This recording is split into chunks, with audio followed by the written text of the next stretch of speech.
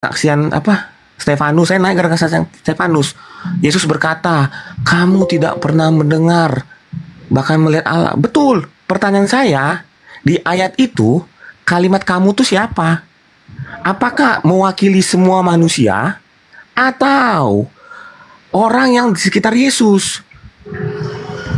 Pahami dulu, kamu tuh siapa? Tanda kutip kamu tuh siapa? Karena di ayat itu Yesus sedang berkhotbah depan banyak orang. Pertanyaannya, orang di sekitar itu apakah pernah mendengar suara Tuhan, Bapak? Nggak pernah, makanya Yesus mengatakan demikian. Yang ketiga, gampang-gampang pertanyaannya. Yang keempat, Paulus mengajarkan hukum apa? Hukum apa namanya? Dosa waris. Abang lupa. Di Keluaran 34 ayat 7. Bapa di sorga sudah mengeluarkan hukum waris. Buktinya apa? Manusia akan ditolong dan akan diselamatkan. Kok aja Keluaran 34 ayat 7. Tuhan akan memaafkan dosa Anda. Tetapi kenapa orang Kristen ya? Kenapa orang Kristen tidak mau berdosa ya? Kenapa orang Kristen tidak mau berdosa walaupun sudah masuk surga? Karena sesuai Keluaran 34 ayat 7 ya, keturunan Bapak, maksudnya keturunan kita akan menanggung dosa kita, akan menderita. Makanya orang Kristen nggak mau berdosa karena dia takut cucunya akan menderita karena kesalahan dia. Keluaran 34 ayat 7. Jadi Paulus tuh benar semua, nggak ada yang salah. Silakan. Oke, saya jawab. Baik. Tadi Anda mengatakan dong, Yesus tidak menghukum orang berzina. Apakah Yesus tahu? Sadar nggak dia saat itu? Dia sedang dijebak. Dia sedang dijebak sama orang-orang yang mengatakan, kau diam saat saya menjelaskan. Kau diam.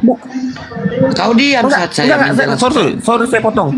2 detik. Saya katakan gini, omongan Paulus itu betul. Iya, sekarang saya menjawab. Yesus datang bukan setelah untuk Paulus menyatakan berbicara, hukum Taurat. orang berzina dibunuh, nggak ada kan? Berarti omongan Paulus betul. Silakan. Kenapa nggak Yesus tidak menyuruh orang melempari atau merajam si wanita penzina ini? Kenapa? Karena dia tahu dia sedang dijebak. Dia sewaktu itu menjawab kepada orang Yahudi, barang siapa di antara kamu yang tidak berdosa, maka dialah yang lebih dulu melempar, merajam, katanya. Kenapa dia mengatakan demikian? Karena Yesus tahu dia sedang dijebak. Jika pelaksanaan perzinahan dilakukan oleh satu orang, maka itu bukanlah perzinahan. Seharusnya penzina itu diajukan dengan 2 tokoh, karena kan tidak akan mungkin ada 2 pelaku, satu orang pelaku zina, harus ada pasangannya. Maka Yesus mengatakan di situ, ya, barang siapa, dia langsung menguji. Dia membalikkan ujian itu kepada orang Yahudi itu dengan mengatakan barang siapa yang tidak berdosa, maka dia duluan melempar. Bukan dia tidak mau menghukum rajam, karena dia tahu di situ wanita itu sedang difitnah. Paham nggak maknanya itu? Tadi kamu mengatakan bahwa Saulus pengikut Saul. 1 Korintus 9:20. Di situ sudah jelas. Padahal aku sendiri tidak terikat dengan hukum Taurat. Makanya hukum-hukum Paulus berbeda dengan hukum-hukum Taurat. Kejadian penyaliban Yesus di tiang salib. Ya. Assalamualaikum Gurunda. Ya. Waalaikumsalam. Lanjut Om, lanjut. Ya. Kejadian penyaliban itu adalah pembunuhan, adalah pelanggaran hukum Taurat. Jangan kamu membunuh. Dalih untuk menjadikan pembunuhan sebagai pelanggaran hukum Tuhan, berawal dari pelanggaran hukum Tuhan, dijadikan dalih agama. Apakah itu Tuhan? Pelanggaran hukum Tuhan, jangan membunuh. Kristus Yesus mati di tiang salib. Karena apa? Karena pembunuhan. Jelas pembunuhan itu diajarkan dan diinginkan oleh Bapak segala dusta, Bapak segala pembunuh sejak semula. Yohanes 8:44. Contohnya, Oke, Gua izin- jawab. Ya, izin silakan. Bang White sebentar sebelum ditanggapi. Wah, enak kali narasinya ini ya. Bang Ali ini kayak orang Jawa ya, logatnya logat Jawa ya. Alamak, naga unak so ni Bang Pandi. Sama yang kita dari Sumatera. Nah, siap. Oke, silakan Bang White. Duduk Ditanggapi ya. nanti setelah itu Makasih, Gurunda host. bisa masuk, Bang semua masuk. Silakan. ini Bang Ali lupa kejadian Musa di perjanjian lama. Bang Ali, Anda kan pernah baca tuh kisah Musa kan? Di perjanjian lama jelas dengan darah bangsa Israel selamat. Perjanjian lama, bos. Di perjanjian baru dengan darah juga umat manusia selamat. Jadi yang perlu digarisbawahi adalah dengan darah, blood. Darah yang menyelamatkan. Clear ya, perjanjian lama darah menyelamatkan bangsa Israel. Mana buktinya? Di kisah Musa, di saat darah ditaruh di depan pintu-pintu warga orang Israel, tidak ada satupun yang mati karena ada darah di depan pintu warga orang Israel. Satu, Yesus juga, dengan darah Yesus kami selamat. Jadi lama, di perjanjian lama ada darah, di perjanjian baru ada darah. Clear ya, satu. Iya. Lah benar, fakta kan? Lah fakta, perjanjian lama Musa. Yang kedua, gini. Gampang jawabnya, Bang. Gampang.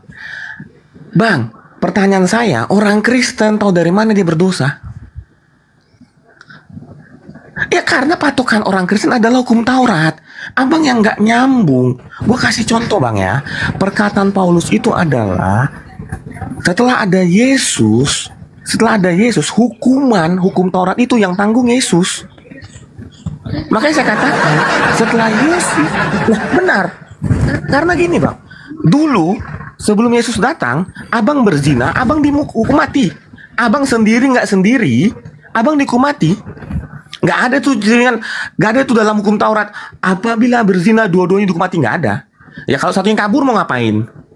Ya kan, dalam hukum Taurat jelas orang yang berzina mau sendiri, mau berdua, mau bertiga, berempat, nggak peduli, akan dihukum mati. Karena kita tahu namanya pelecehan seksual bisa berdua, bisa bertiga, berempat, nggak bisa.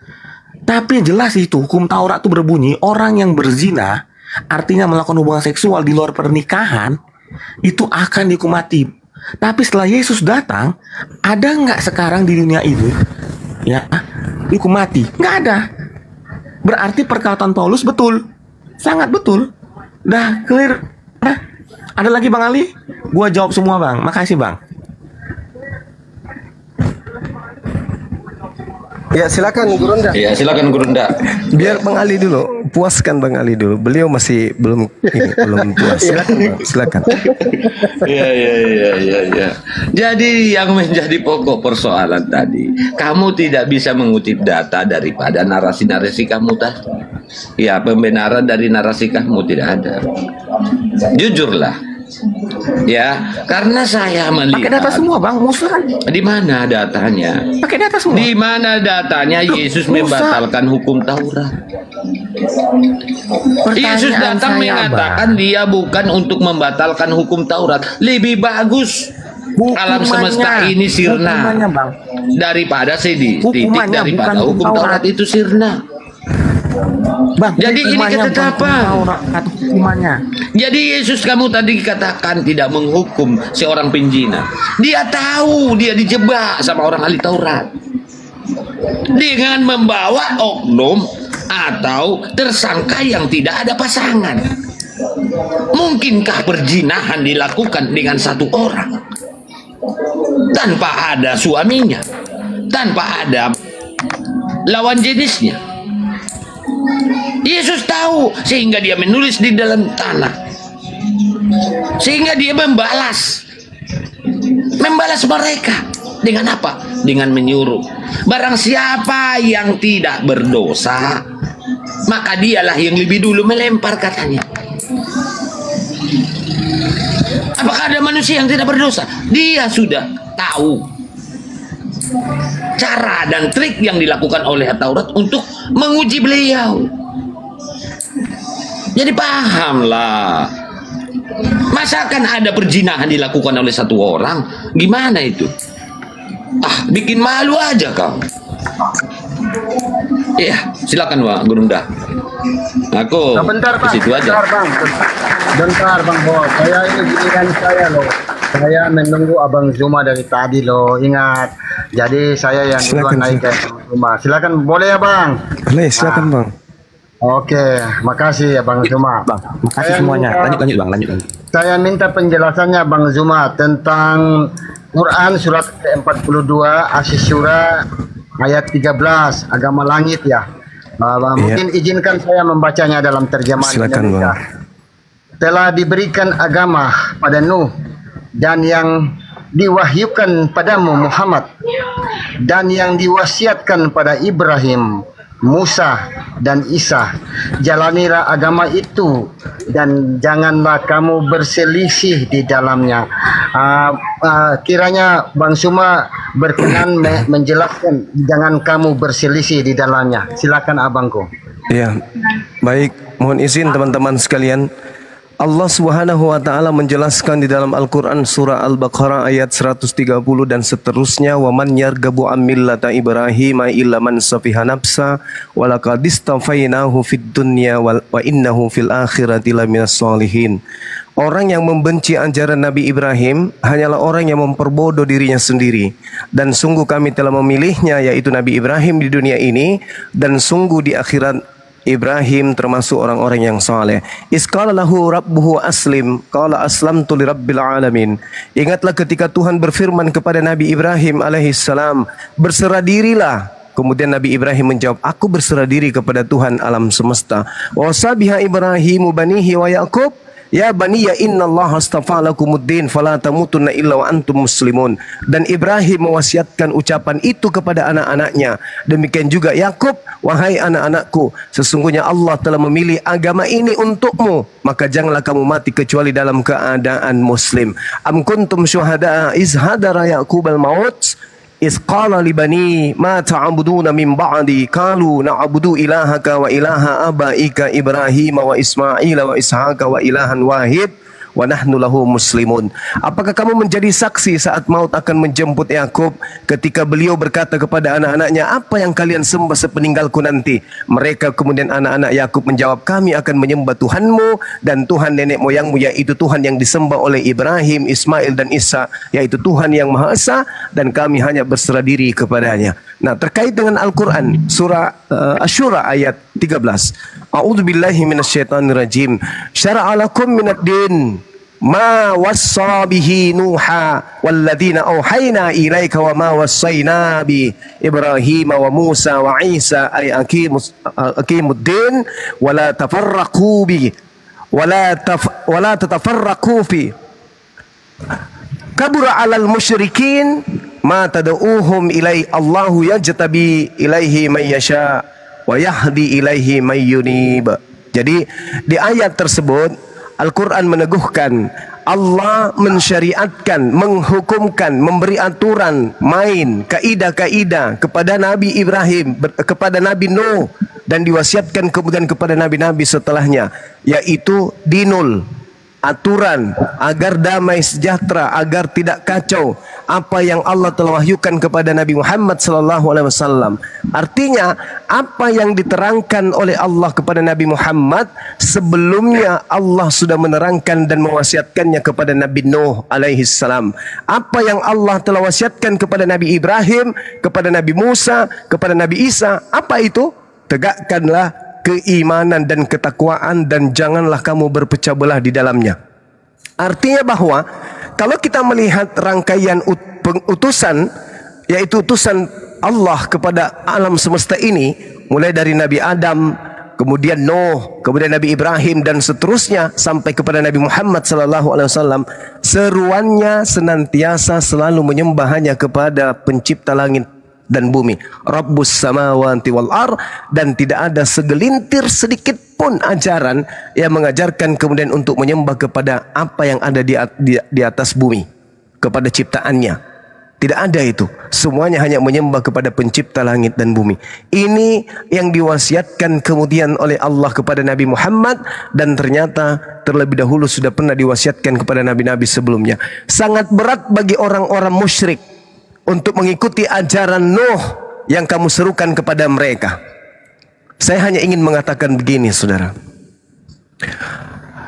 Kalau yang tadi kita bahas, tabiat seekor domba, dia diberikan kemudian apapun oleh siapapun berupa rumput, dombanya itu tidak memilih-milih dan tidak akan pernah melantik kemudian seseorang di antara yang memberikannya rumput itu sebagai tuan atau Tuhan. Berbeda dengan anjing. Anjing meskipun itu penjahat, kalau sudah memberikannya daging atau tulang, maka anjingnya akan menjadikan orang tersebut sebagai Tuhannya, sebagai tuannya. Yahudi adalah domba. Di luar daripada domba itu adalah anjing. Dalam arti kata bahwa tabiat daripada anjing itu adalah siapapun yang datang kepadanya memberikan kenyamanan bagi dirinya, meskipun itu bertentangan dengan ajaran Tuhan, maka itu pun akan dituhankan. Iblis sekalipun, itu tabiat anjing.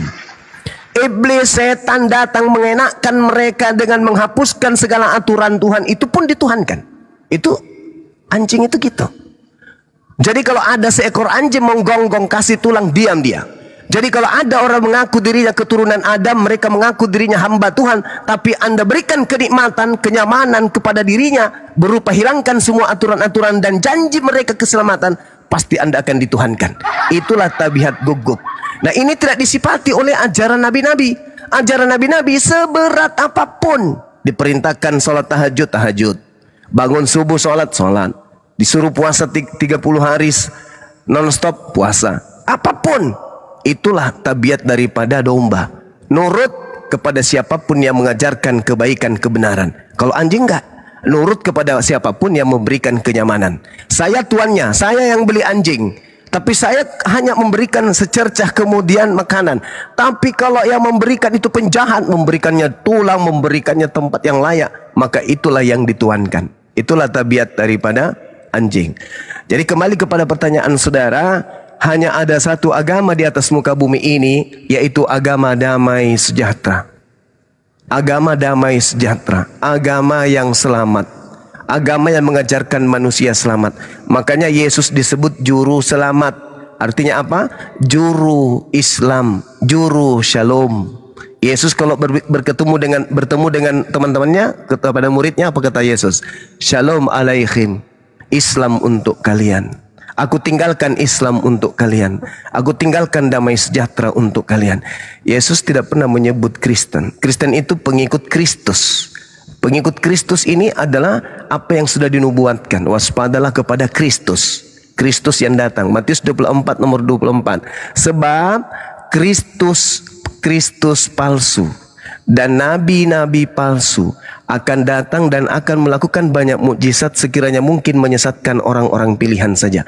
Kalau orang pilihan saja, murid-murid Yesus aja bisa disesatkan oleh Kristus ini, apatah lagi manusia-manusia di luar daripada Bani Israel, orang pilihan. Itu kata Yesus. Kalau orang pilihan saja bisa disesatkan sama si Kristus, apatah lagi Roma, Yunani yang bukan bangsa pilihan. Nah, ini kenapa umat Islam senantiasa kemudian berpegang teguh kepada firman Allah, yaitu Al-Quran. Karena umat Islam tidak ingin disesatkan oleh Kristus. Demikian saudara, agama satu-satunya di atas muka bumi dari Nabi Adam sampai hari ini hanyalah agama Islam. Tak ada agama lain. Demikian.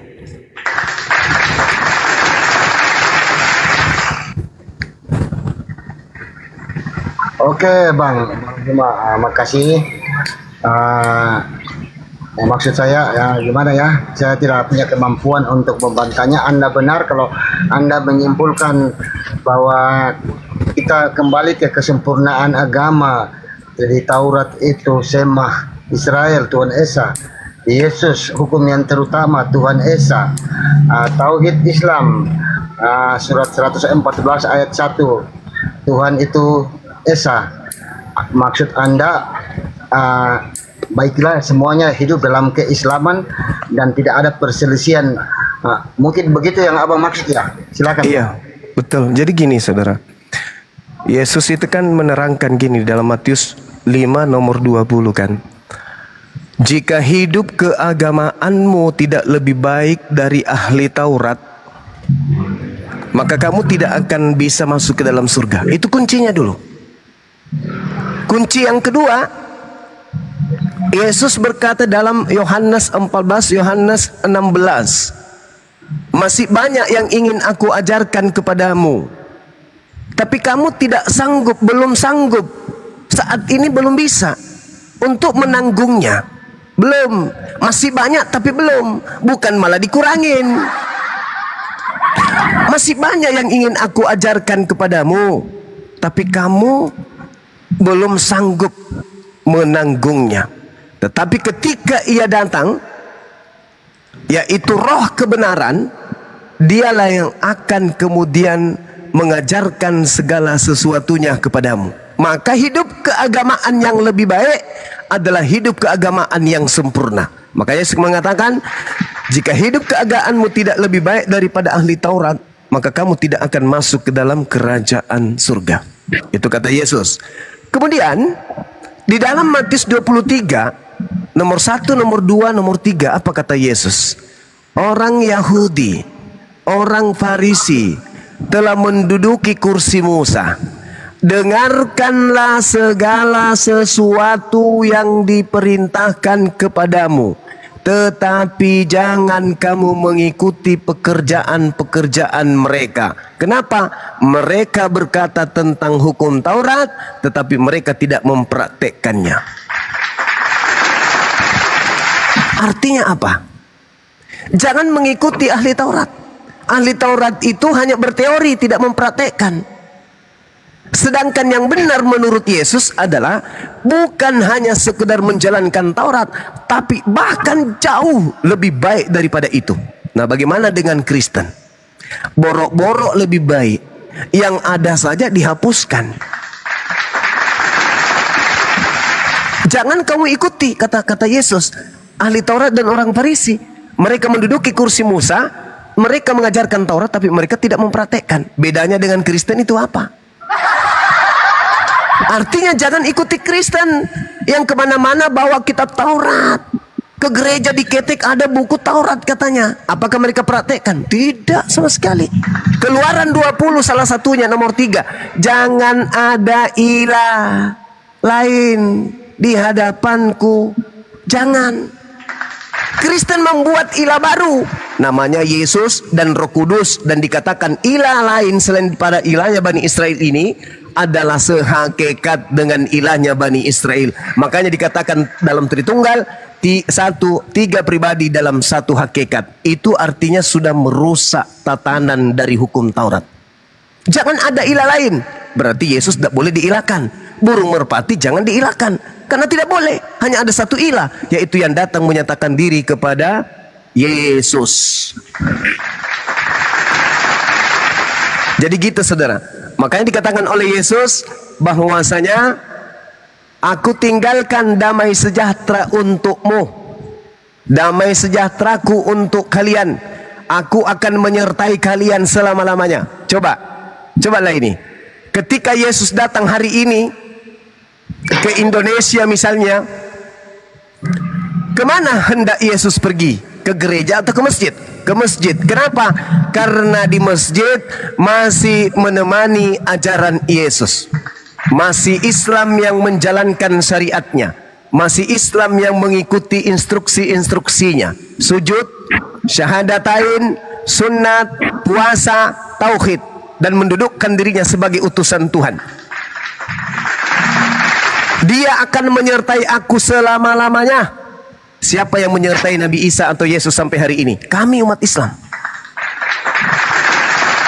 Hanya kami yang menyertai Nabi Isa alaihissalam. Hanya kami yang menyertai Yesus sampai hari ini. Yesus mengatakan, aku diutus hanya kepada domba yang hilang dari umat Israel.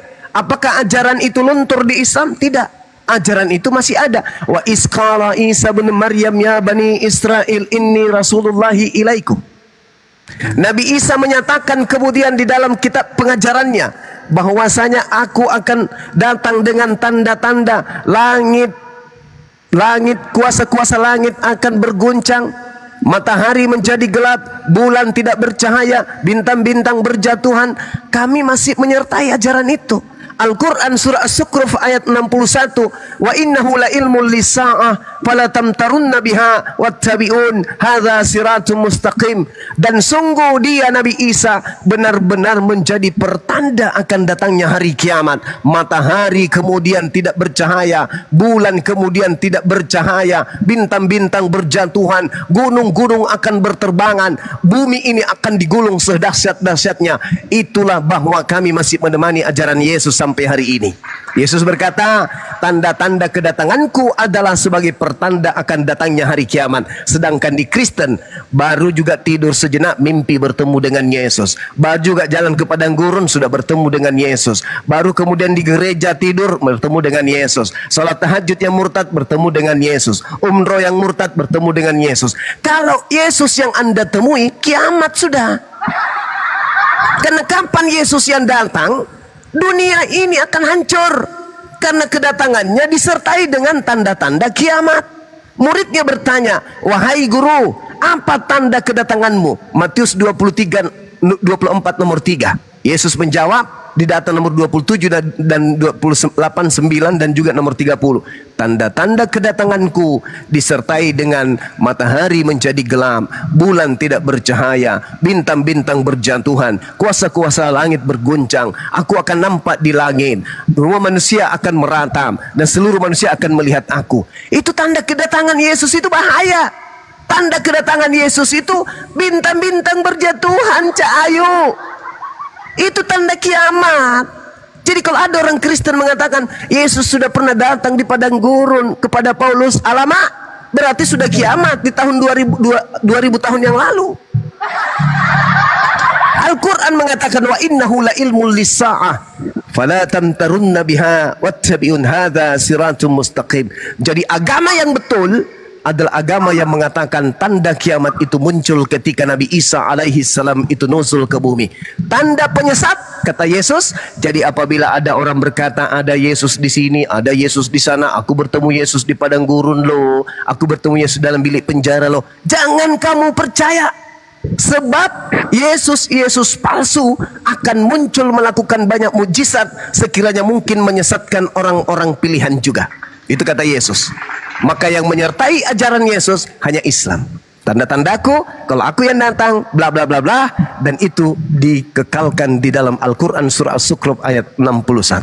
Demikian. Wow. Terima kasih Bang, luar biasa. Kalau Anda belum capek Bang, begini Bang. Enggak capek saya. Silakan. Oh, makasih Bang. Oke, minta izin ya semuanya satu pertanyaan lagi terakhir untuk Bang Juma. Boleh sampai 1000 pertanyaan juga boleh Bang. Enggak apa-apa. Saya berterima kasih dulu Bang ya. Jawaban-jawaban itu semacam mewakili apa yang saya belum tanya sudah dijawab. Tapi ada yang masih tercecer nih Bang. Iya, silakan. Bang. Tolong Abang definisikan dalam makna Islam yang berarti penyerahan diri pada Allah. Semua nabi sudah pasti berserah diri, iya pasti kan. Jadi Bang, tolong Abang memandu bahwa semua kembali ke makna al-Islam berserah diri. Tolong Abang mulai dari Abraham tentang bentuk ketundukannya, ketundukan iya. Abraham, kemudian Musa kalau Abang punya sampai kepada Isa, bukti-bukti ketundukan yang berarti al-Islam mereka.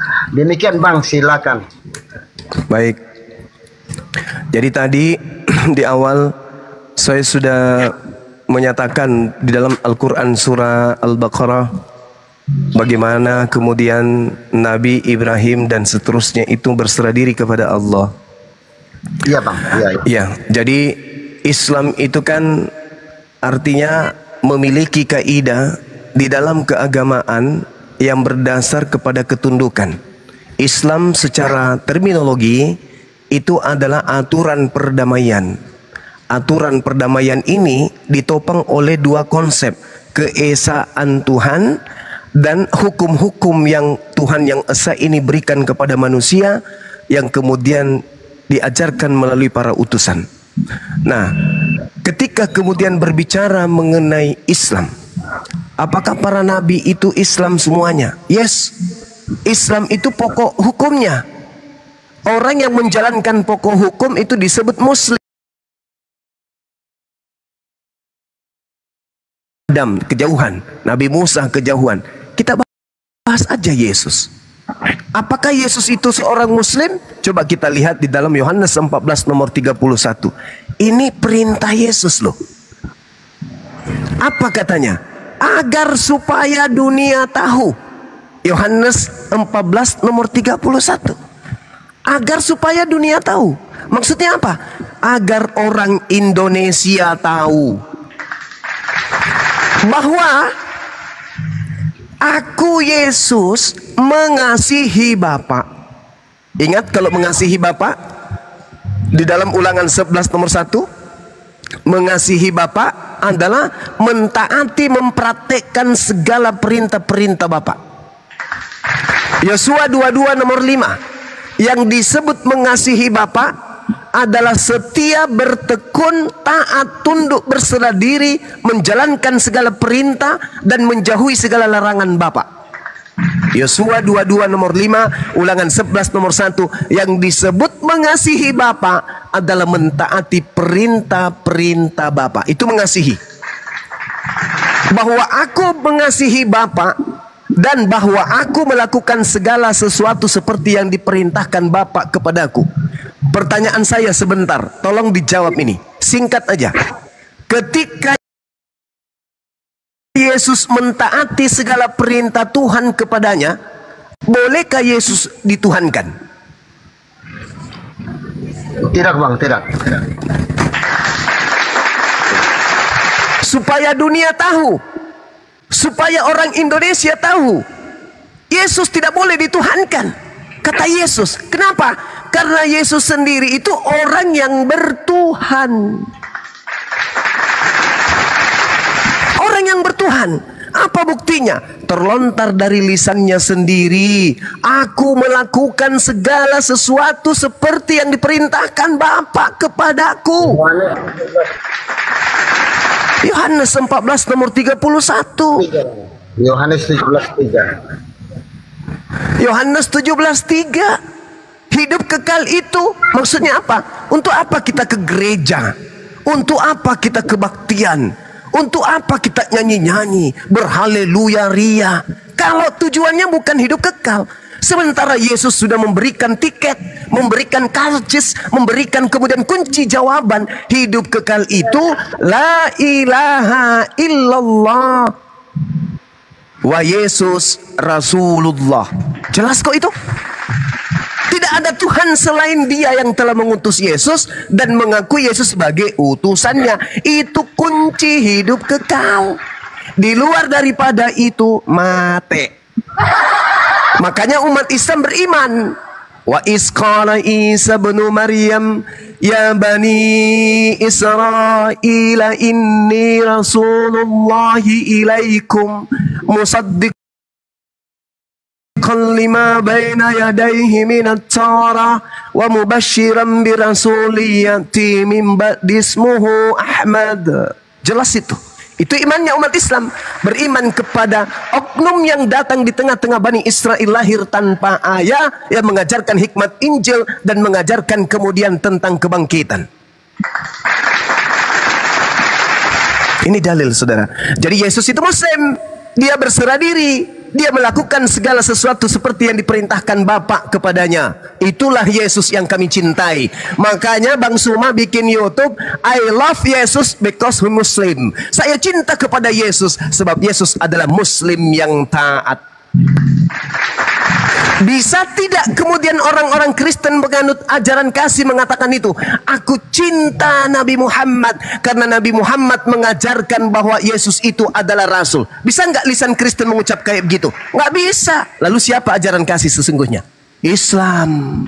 Karena Islam di tengah-tengah gempuran kaum kafir, pembenci-pembenci Nabi Muhammad, pembenci Allah, pembenci Al-Quran, pembenci umat Islam, lisan umat Islam siang malam memuliakan Yesus, Bukan Yesus yang ditampar, bukan Yesus yang diludahi, bukan Yesus yang ditonjok, bukan Yesus yang ditelanjangi, bukan Yesus yang ditombak, bukan Yesus yang digantung, tapi yang Yesus yang dikutuk, yang disalib adalah orang yang dikutuk. Yesus adalah manusia mulia, sedikit pun tak ada cacat noda baginya. Dia adalah manusia terkemuka di dunia dan di akhirat. Berani enggak kemudian orang Kristen juga melakukan hal yang sama terhadap Nabi kami, Nabi Muhammad? Sedangkan Nabi Muhammad tidak pernah menghina Yesus, Nabi Muhammad tidak pernah merendahkan Yesus. Nabi Muhammad siang malam kemudian memuliakan beliau. Nabi Isa alaihi salam, atasnya keselamatan.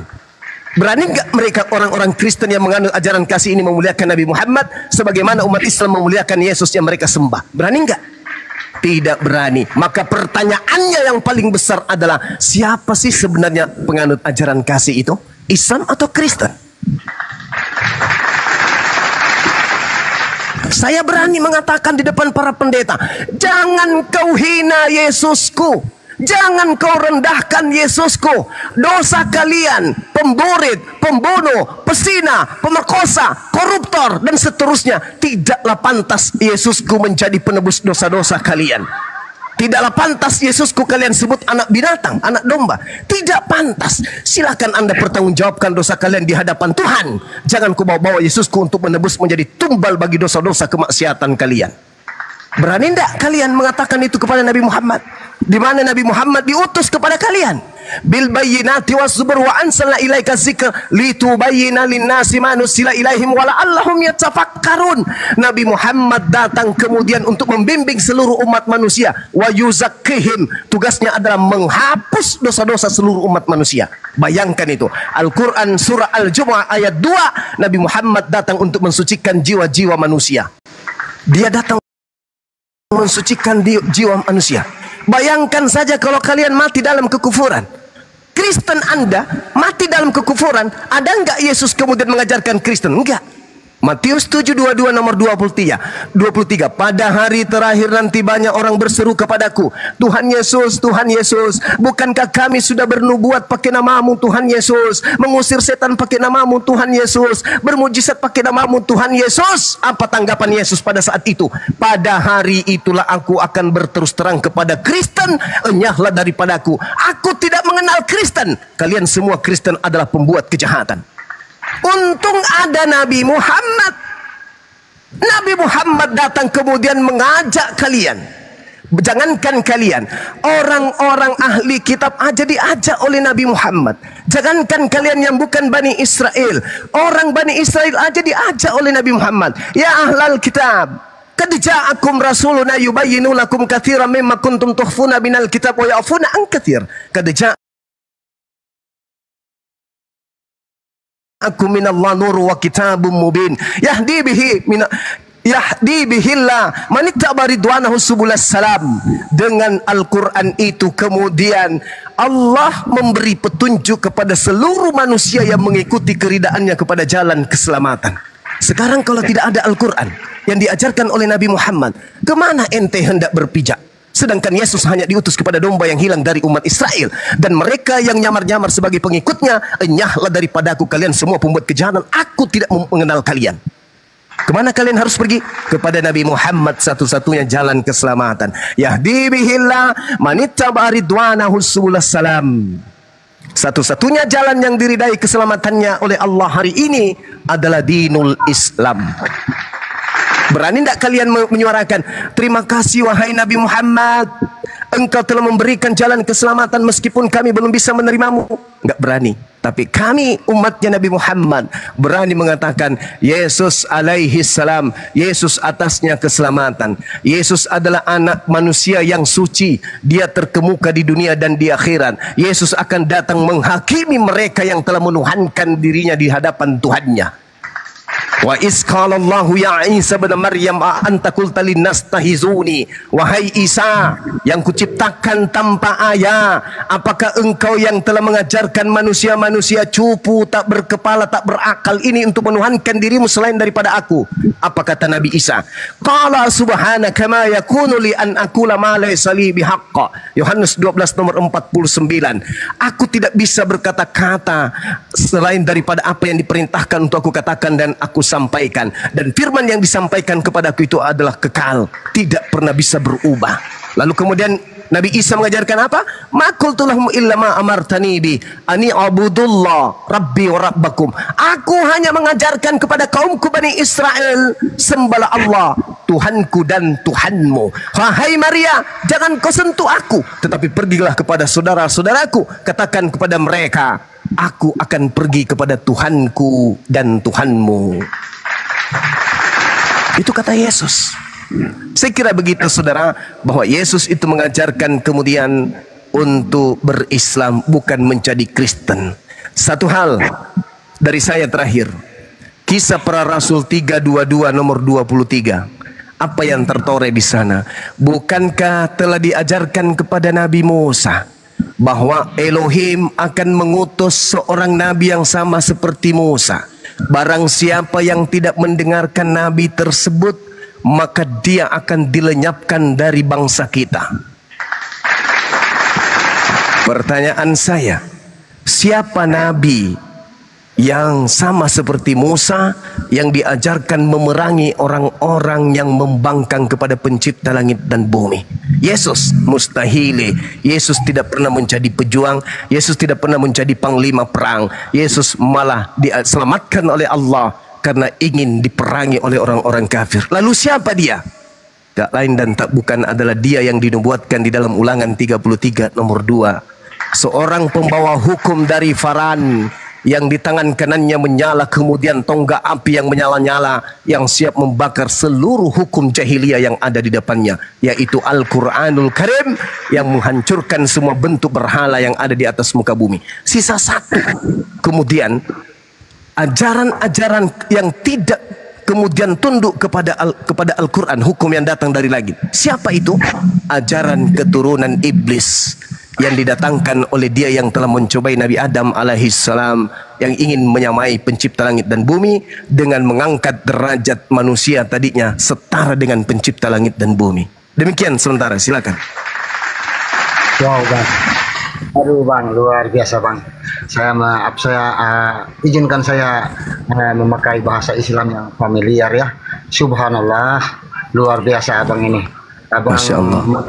Menjatuhkan saya sampai ke sedasar-dasarnya nih loh bang. Jawaban Anda luar biasa. Saya hanya bisa berharap semoga lisanmu bang, lisanmu, sikapmu bisa merahmati, bisa memberikan ilmu kepada kita bang. Semoga amin, amin ya rabbal alamin. Makasih banyak Bang Zuma. Habis apa yang akan saya tanyakan, tidak ada lagi bang. Luar biasa. Saya Allahu Akbar, Masya Allah. Iya. Suara saya juga habis bang. Tidak ada kopi nih, campur masa aku, mana ini kopi? Makasih banyak Bang Zuma. Silakan yang lain. Terima kasih. Silakan yang lain. Iya, Bang Ali, syukran Bang Ali. Thank you Bang Ali atas pengertiannya. Dinda, Cebi juga. Ya. Andi Ahmad, silakan Bang. Ya, tolong ya saudara-saudaraku. Aku di follow ini. Akun aku udah pada tumbang ini. Iya. Silakan. Ya. Kalau Abang dari Medan. Aku Abi Aceh bang. Bang Ali Aceh. Ya udah, aku follow lah. Kalau aku dari Medan, suka aku kalau dari Medan yang berargumentasi bang.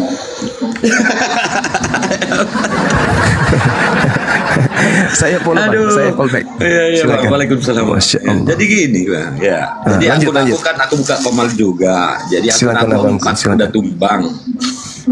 Aku izin minta follower di sini ya, saudara-saudara. Silakan Bang. Ya, aku soalnya bertumbangan. Aku sekarang buka live langsung head to head dengan Oten ya. Seringan mereka kepanasan bertumbangan akun. Iya, biasa lah. Terima kasih saudaraku. Saya pun demikian bang. Jadi silakan sahabat-sahabat yang ada di bawah ya, 9 juta orang lebih ini, tolong di follow Bang Ali supaya beliau bisa menyertai kita bersama di dalam memberikan edukasi debat lintas agama ya. Silakan teman-teman di follow. Termasuk akun saya juga, ini akun kecil. Bang Zuma, di bawahnya orang bilang, oh Pancasila, nanya lagi, aduh kalian, saya sampai ke dasarnya sudah habis, sudah di. Iya, kalau nggak ditanya ya syahadat dulu lah bang. Syahadat aja bang. andai kata saya tidak mampu menahan baper, saya bisa syahadat ini bang. Tapi biarlah saya akan menahannya bang. Begitu bang. Makasih banyak ya bang. Silakan kalian yang di bawah, silakan naik aja nanya. Gantian. Jadi gini kalau saya bang. ada lagi yang saya tanya. Iya betul. Jadi begini bang Pancasila. Tadi sudah dijelaskan sama gurunda kita. Jadi di dalam Islam kita ini tidak memiliki apa-apa di dunia ini. Bahkan nyawa yang ada di dalam tubuh kita ini bukanlah milik kita.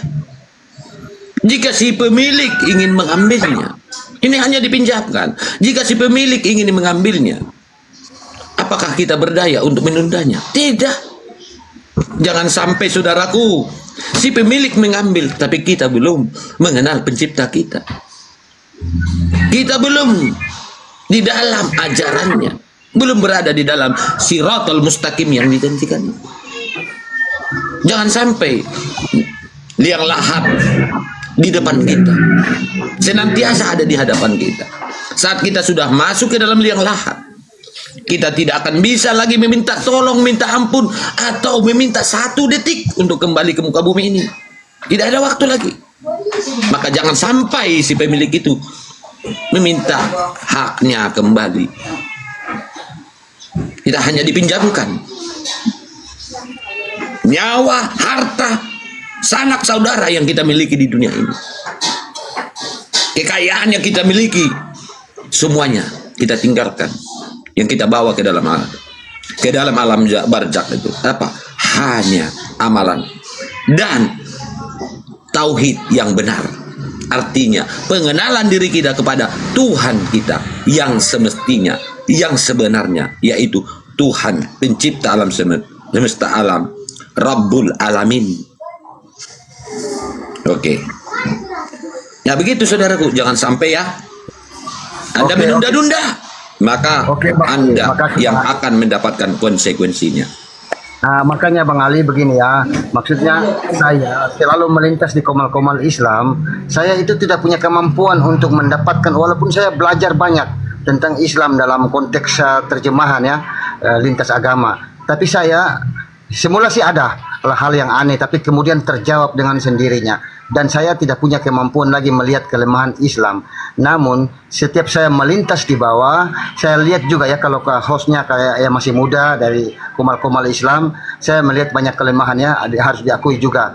Nah disinilah saya selalu naik untuk menyarankan bagaimana kembali ke dasar ukhuwah Islami, kemudian membekali diri Anda dengan pengetahuan supaya jangan Anda terbantah di situ. Terus kemudian saya mengingatkan bahwa kalau dia sudah menghujat ya diturunkan saja gitu sebelum Anda menghujat, karena di Islam itu dilarang menghujat kecuali sebatas yang Bang Juma bilang dulu. Kalau dia menghujat ya dibalas menghujat yang seadanya saja. Gitu loh Bang Ali. Jadi bagaimana Anda bisa memaklumkan apa yang Bang Zuma atau misi Anda untuk membenarkan ajaran Al-Masih Putra Maryam atau Yesus itu, mengingatkan kepada kita yang Kristen, hai saudaraku yang Kristen, kami tidak membenci Anda, kami hanya ingin mengatakan yang kebenaran dari ajaran Yesus gitu. Di sini Bang, sebenarnya tujuan Anda kayak Bang Zuma ini ya, itu pahlawan. Menurut saya di hari kemudian Yesus akan menyambut kalian dengan welcome to my hero gitu. Luar biasanya Anda berjuang untuk kebenaran ajaran Yesus. Cuman dalam prakteknya kembali ke insan biasa, kadangkala ada juga yang kurang terbekali dengan dasar-dasar ukhuwah Islami gitu, bahwa penyampaian itu bukan cuma yang baik. Di Islam dianjurkan yang terbaik, sampaikan dengan hikmah, bantalah dengan baik-baik, kemudian jangan menghujat. Itu pernah saya bacakan di Bang Juma dulu. Makanya saya sangat luar biasa Bang Jumanya, ketika dibacakan Quran maka diam dan dengar. Nah itulah yang kelebihan yang luar biasa. Jadi begitu Bang Ali, intinya bagaimana Anda membekali dengan dasar-dasar ukhuwah Islami, supaya kalau Anda tidak bukan Anda ya, secara umum kalian tidak mampu seperti Bang Juma langsung menelanjangi, paling tidak dari tutur kata lisan Anda itu mencerminkan kalbi, kauli, ucapan dan perbuatan Fili. Paling tidak Anda dimenangkan. Maksud saya mengambil hati itu pakai hati, Bang Ali. Jangan pakai kekerasan, jangan pakai langsung cuma pas-pasan, langsung ada hujatan. Jadi orang yang dinasihati jadi langsung memikirkan ini musuh ini gitu. Sorry, kalau karakterku kayak gitu, Bang. Sorry, keras apa tuh tegas gitu ya. Ya, sorry Bang, karakterku orang tegas, bukan orang keras ya, orang tegas. Ya Bang. Baik, saya izin sapa dulu. Ini live tadi katanya mau bertanya. Live ini Kristen atau Muslim? Muslim, alhamdulillah Muslim. Oh, iya. Ya udah silakan. Saya ingin bertanya sama Bang Juma. Saya kan ini sering ikut live, entahkah live debat soal agama. Saya menyimak ada satu yang menarik dari saya punya perhatian, di mana orang Kristen itu mengatakan dan percaya bahwa Yesus itu anak Allah. Sementara dalam surat Al-Ikhlas kita sudah tahu surat Al-Ikhlas itu Tuhan itu, Allah itu tidak beranak dan tidak diperanakan. Tapi kenapa di kepercayaannya mereka bahwa itu Yesus itu anak Allah, begitu. Mohon pencerahannya lah Bu, dari Bang Juma. Terima kasih. Iya, baik. Bismillahirrahmanirrahim. Kalau di Al-Quran kan jelas tuh ya, kan ya, lam yalid walam yulad.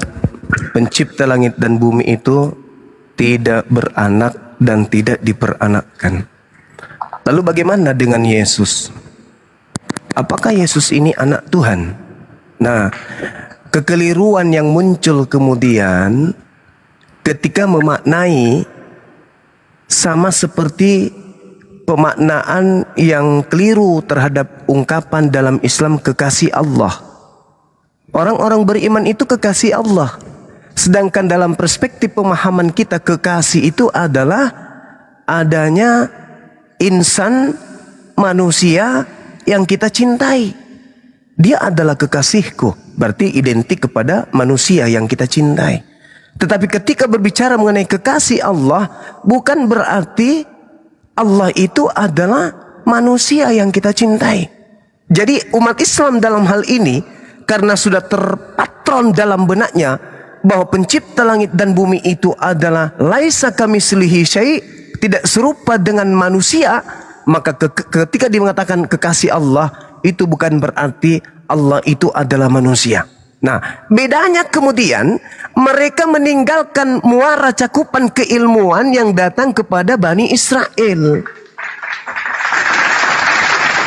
Bani Israel diajarkan di dalam kitabnya Amsal 3 nomor 11, nomor 12, jelas terurai di sana. Hai anak-anakku, janganlah engkau menolak didikan Tuhan, dan janganlah engkau bosan akan peringatannya, karena Tuhan memberi didikan kepada yang dikasihinya seperti seorang anak yang mendidik kepada anak yang disayanginya. Jadi anak Tuhan adalah hamba yang terdidik karena dikasihi oleh Tuhan, alias orang pilihan. Apa buktinya? Coba teman-teman Kristen layangkan pandangan Anda kepada Kisah Para Rasul 4 nomor 30. Ternyata anak Allah sama dengan hamba Allah yang suci. Jadi itu hanya hiasan aja. Tetapi memang karena ada oknum Yesus, manusia ke dia, anak domba ke dia, roh ke dia, memang diajarkan untuk dituhankan. Dan memang mereka diajarkan secara jasmani, dari rambut sampai ujung kuku, tubuhnya, biologisnya itu adalah dewa atau Tuhan atau ilah itu sendiri. Kolose 2 nomor 9. Jadi anak Tuhan itu disalahartikan. Benar-benar dijadikan sebagai objek anak Tuhan, Tuhan yang beranak. Padahal kalau mereka menggunakan dalil di dalam kitab mereka sendiri, misalnya di dalam Yohanes 3 nomor 6, di situ diterangkan begini. Apa yang dilahirkan oleh daging adalah daging. Sama dengan Maria daging, melahirkan daging. Apakah pencipta langit dan bumi daging? Mustahil. Jadi Yesus itu daging. Dia disebut anak Allah, disebut anak Tuhan, disebut anak Bapa. Artinya harusnya dipahami secara konsep. Artinya kalau Yesus itu Muslim, orang soleh, orang mukmin, orang yang bertakwa. Itulah Yesus disebut sebagai anak Tuhan. Karena kenapa? Dia adalah manusia yang kemudian tunduk berserah diri mendengarkan didikan Tuhan. Kekasih-kekasih Allah. Nah, kenapa kemudian konsep ini Allah Subhanahu wa ta'ala tidak lagi menyebut hambanya dengan panggilan anak? Karena sudah disalahartikan kaum atau umat terdahulu.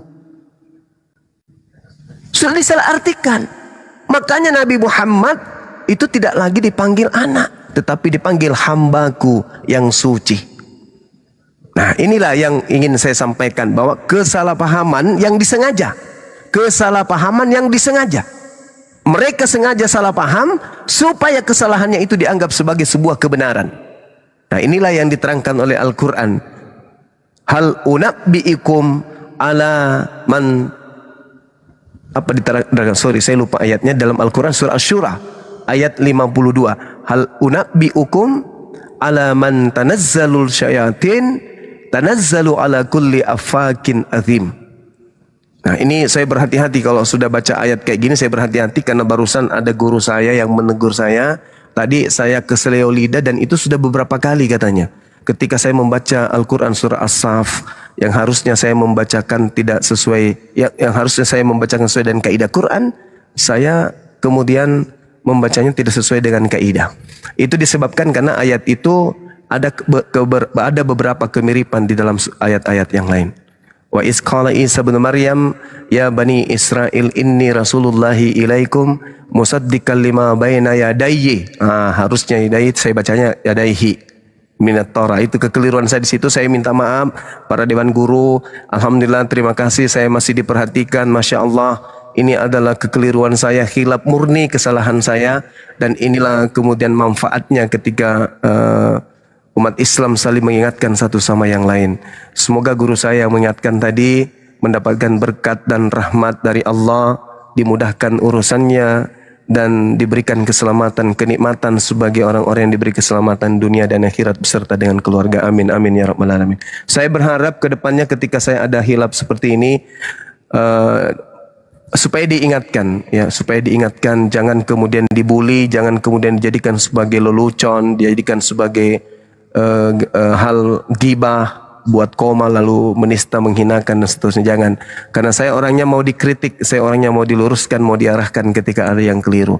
Terima kasih sekali lagi kalau mendengarkan, antum sangat luar biasa. Jadi gitu saudara, hal unabbi'ukum ala man tanazzalu syayatin tanazzalu ala kulli afakin athim. Maukah aku ajarkan kepada siapakah setan-setan itu turun?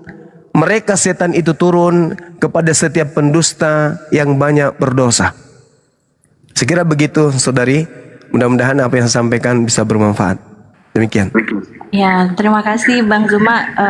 Saya sebenarnya banyak belajar di sini, di mana saja levelnya Zuma, karena sejujurnya saya punya seorang ibu yang murtad. Bukan ibu kandung tapi ibu angkat yang memelihara saya dari kecil, dari bayi. Saya berusaha bagaimana dengan ilmu yang saya dapatkan selama saya live mungkin bisa menarik dia kembali ikut dengan keyakinan saya. Seperti itu Bang. Terima kasih ilmunya. Iya, Masya Allah. Ini Al-Quran barusan saya bacakan, Quran surah Asy-Syu'ara. Hal unabbi'ukum ala man tanazzalus syayatin. Maukah aku kabarkan, beritakan kepadamu kepada siapa iblis itu turun? Tanazzalu ala kulli affakin athim. Buktikan aja bahwa setan itu turun kepada setiap pendusta yang banyak berdosa. Buktikan kepada ibu yang tadi, ibunya kita itu. Pasti dia berbohong ketika ditanya, siapa Tuhan Anda? Berapa Tuhan Anda? Apakah Tuhan itu tidak serupa dengan, pasti yang terlontar dari mulutnya itu kebohongan. Pasti tidak terlontar dari lisannya kalau bukan dusta. Karena iblis bekerja di situ. Nah, tapi kalau umat Islam ya tengoklah, ada yang keliru diluruskan.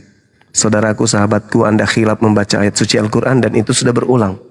Yang benar itu seperti ini, Masya Allah. Luar biasa ya. Inilah fungsinya guru itu begitu. Mengingatkan muridnya supaya ketika keliru itu agar segera diluruskan. Bukan malah disalah-salahin. Ya saya kira begitu saudari-saudari saya. Kita doakan kalau ada keluarga atau ibu angkatnya yang murtad, kita doakan mudah-mudahan beliau bisa tercerahkan dengan Islam. Coba buka pintu untuk berdiskusi ya terkait dengan keyakinan. Kalau beliau mau berdiskusi silakan pelajari dengan tekun materi-materi diskusi lintas agama. Insya Allah paling tidak niatan kita untuk memberi jalan keselamatan kepada mereka itu udah kita laksanakan. Hidayah kita serahkan kepada Allah. Amin. Saya kira begitu sementara sahabat-sahabat. Akhi Saiful ini ya. Ya Bang, terima kasih. Oke, terima kasih. Tarawih Bang. Assalamualaikum warahmatullahi wabarakatuh. Waalaikumsalam warahmatullahi wabarakatuh. Ya, siap. Bang Saiful. Bang Saiful ini kan ya. Iya Bang Saiful. Iya. Iya. Masya Allah. Antum sehat Saya lagi? lagi jalan sehat lagi. Sehat. Alhamdulillah, Lagi Masya jalan Allah. mudik lagi. Oh, siap. Mau pulang ke Aceh? Anjir tambah rumput. Iya, Bang Alin dari mana nih? Ke Delhi beliau. Pulang ke Ulele dia. Mau jumpa dengan kakeknya Amir Khan. Oke sahabat, silakan diambil alih dulu, saya isya sejenak, habis itu kita jumpa lagi.